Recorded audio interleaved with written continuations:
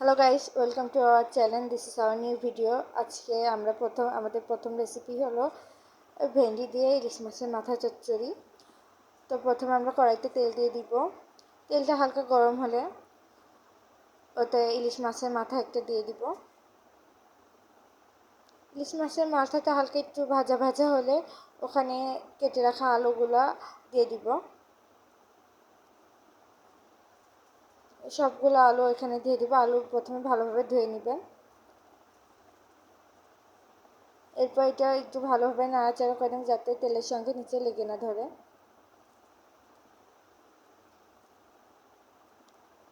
সুন্দর মতো নাড়াচাড়া করে এতে কেটে রাখা ভেন্ডিগুলো দিয়ে দিব ভাজার জন্য। সবগুলো ভেন্ডি কোটার আগে ভালো মতো ধুয়ে নেবেন যাতে বীজটা থেকে যায়। এবার ওখান থেকে ইলিশ মাছের মাথাটা তুলে নিব যাতে এগুলো ভালোভাবে ভাজা হয় আর মাথাটা যাতে ভেঙে না যায়। ভালো মতো ভেন্ডি আর আলু ভেজে নিতে হবে।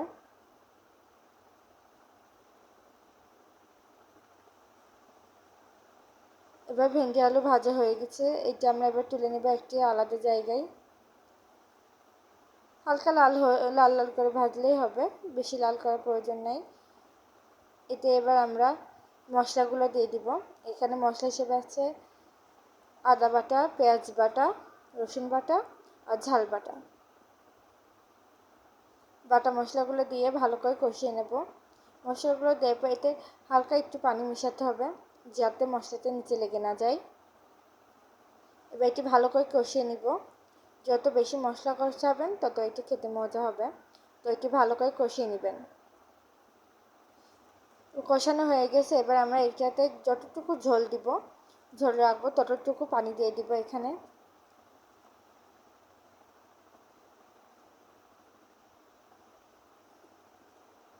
আমরা পানি দিয়ে দিব পরিমাণ মতো।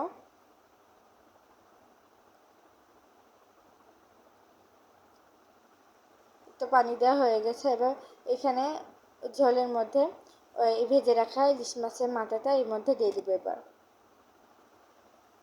ইলিশ মাছ এমন একটি জিনিস যা অল্প একটু কোথাও কোনো তরকারিতে দিলে খুব মজার স্বাদ হয়।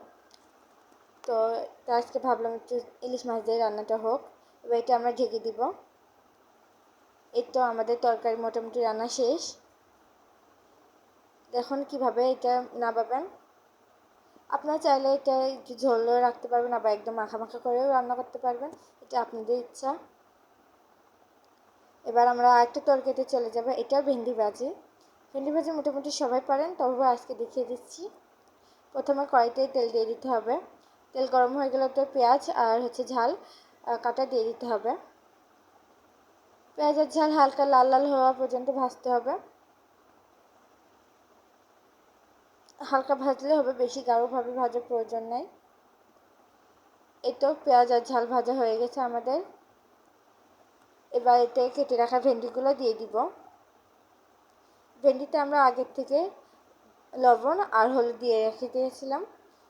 তো ভেন্ডিতে এবার আমরা ভালোভাবে নাড়াচাড়া করে নিয়ে হলুদ আর লবণটা ভেন্ডিতে মিশিয়ে নিব। সুন্দরভাবে এটা ভাজি করে নিতে হবে। এটা আমাদের ভেন্ডি ভাজি কমপ্লিট হয়ে গেছে। এখন ভেন্ডি ভাজি পুরোটা কমপ্লিট। ভেন্ডি ভাজি দেখানোর মতো কিছু নেই, তবু দেখিয়ে দিলাম।